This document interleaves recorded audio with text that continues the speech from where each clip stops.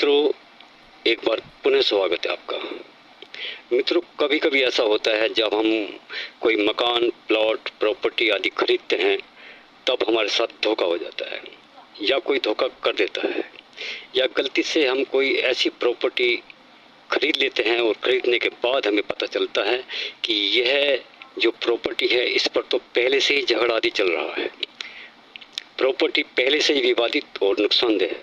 अब होता क्या है, प्रॉपर्टी पर केस चल जाता है और आपके द्वारा खरीदी गई जमीन, मकान, प्लॉट या दुकान पर कोर्ट केस बन जाता है। और जो प्रॉपर्टी का केस आप कोर्ट में डालते हैं उस केस में आपकी जीत होगी या प्रॉपर्टी के मामले में केस आप हार जाएंगे। आज इसी बात पर चर्चा करेंगे। नमस्कार मित्रों, मैं हूं एस्ट्रोलॉजर प्रदीप कुमार। तो चलिए देरी न करके आज इसी महत्वपूर्ण विषय पर बात करेंगे। आप स्क्रीन पर देख रहे हैं एक कुंडली बनी हुई है। इस कुंडली के माध्यम से ही हम यह समझने का प्रयास करेंगे कि प्रॉपर्टी के मामले विवादित कैसे बनते हैं। अगर बन जाते हैं तो क्या फैसला आपके पक्ष में होगा। कुंडली कोई भी हो, किसी की भी हो, सबसे पहले यह देखें कि काल पुरुष की कुंडली में चंद्रमा प्रॉपर्टी का मुख्य कारक होता है और जमीन प्रॉपर्टी का कारक भी मंगल होता है।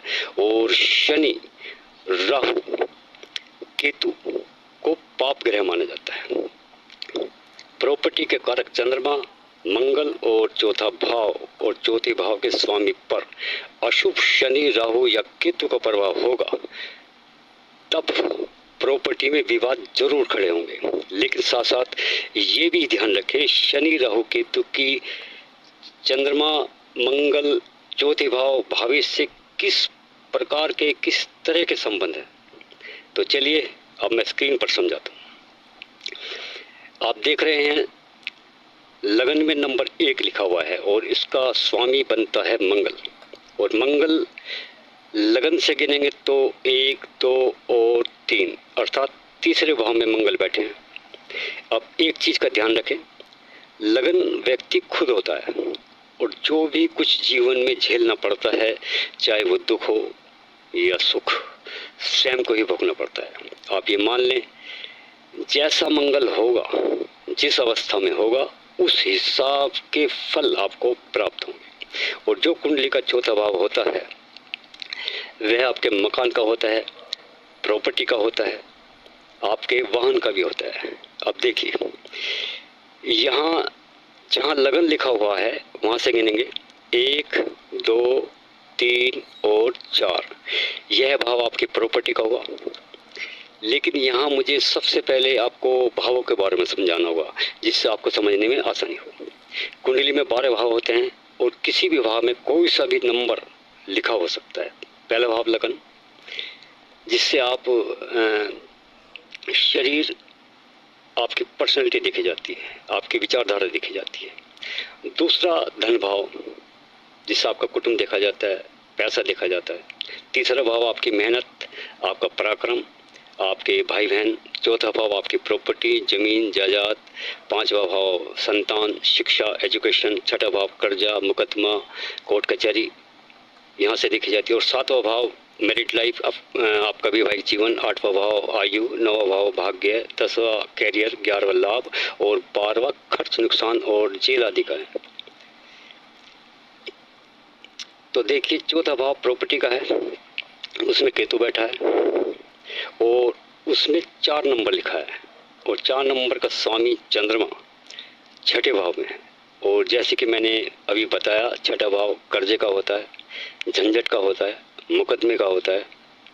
और यहाँ चौथा भाव स्वामी चंद्रमा पर शनि की दृष्टि है। शनि से देखे तो 1, 2, 3, 4, 5 और 7। शनि की 7वीं दृष्टि चंद्रमा पर है।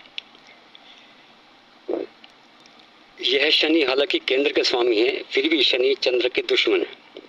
विषयोग बना रहे हैं और विषयोग को ज्योतिष में धोखे की संज्ञा दी जाती है। अर्थात शनि का प्रॉपर्टी स्वामी चंद्रमा को देखना, अर्थात प्रॉपर्टी में धोखा मिलना। दूसरा पॉइंट, चंद्रमा के घर में केतु का बैठना, यह भी चंद्रमा का दुश्मन है। तीसरा पॉइंट, राहु भी दशम भाव में बैठकर चंद्रमा को 5वीं दृष्टि से देख रहा है। राहु भी चंद्रमा का दुश्मन है और राहु को 3 दृष्टि प्राप्त है। और राहु से गिनेंगे तो 1, 2, 3, 4 और 5। 5वीं यानी चंद्रमा पर राहु की दृष्टि है। 7वीं दृष्टि चौथे भाव जहाँ केतु बैठा है वहां पर है। और 9वीं दृष्टि धन भाव पर है जहाँ गुरु बैठे, बृहस्पति बैठे। राहु गबन और जालसाजी के स्वामी हैं, छल के स्वामी हैं। और राहु कहीं भी बैठकर आपके शत्रु ग्रह या शत्रु राशि को देखेंगे तो वहां छल और धोखा मिलना तय है। और वैसे भी जब राहु दृष्टि डालता है या चंद्रमा के साथ बैठता है तो चंद्रमा में ग्रहण लगा देता है। अब होता क्या है, जैसे ही इस व्यक्ति की चंद्रमा की दशा में राहु की अंतर्दशा शुरू हुई, इन्होंने अपना धन प्रॉपर्टी में लगा दिया। और प्रॉपर्टी स्वामी चंद्रमा पहले से ही शनि राहु केतु जैसे पाप ग्रहों से पीड़ित था। परिणाम स्वरूप शनि राहु केतु ने मिलकर धोखे की विवादित प्रॉपर्टी इन्हें खरीदवा दी। अब इस विवाद पर कोर्ट केस बना, मुकदमा चला। जैसे कि मैंने पहले बताया, यहाँ प्रॉपर्टी स्वामी चंद्रमा बैठा है, वह भाव वह घर मुकदमे का है, कोर्ट कचहरी का है। कई साल केस चला और ग्रहों की खराब पोजीशन होने के बाद भी यह व्यक्ति कोर्ट केस जीत गया। कैसे, चलिए अब इसे समझते हैं। कुंडली में शनि केंद्र के स्वामी होकर चंद्रमा को देख रहे हैं और डिग्री से भी कमजोर है। चंद्र डिग्री से मजबूत है। अब नवमांश कुंडली में चंद्रमा मजबूत है, गजकेसरी योग में भी है। और नवमांश कुंडली में शनि की दृष्टि चंद्रमा पर नहीं है। यानी कि नवमांश कुंडली, जो आप कुंडली देख रहे हैं, से एक अलग कुंडली और होती है नवमांश कुंडली, मैं उसके बारे में बता रहा हूँ। यानी विषयोग नवमांश कुंडली में कमजोर हो गया। चंद्रमा भी चौथे भाव केंद्र का स्वामी है। और जब केंद्र के स्वामी को देखेगा तो यह स्थिति, जो भी स्थिति होगी, वह नियंत्रण में हो जाती है। पहला पॉइंट। दूसरा पॉइंट, बृहस्पति भाग्य भाव के स्वामी होकर धन भाव में बैठे हैं और वहां से बैठकर अपनी 5वीं दृष्टि से चंद्रमा को बहुत सुंदर गजकेसरी योग का निर्माण कर रहे हैं। बृहस्पति अपने मित्र और प्रॉपर्टी स्वामी चंद्रमा को देख रहे हैं।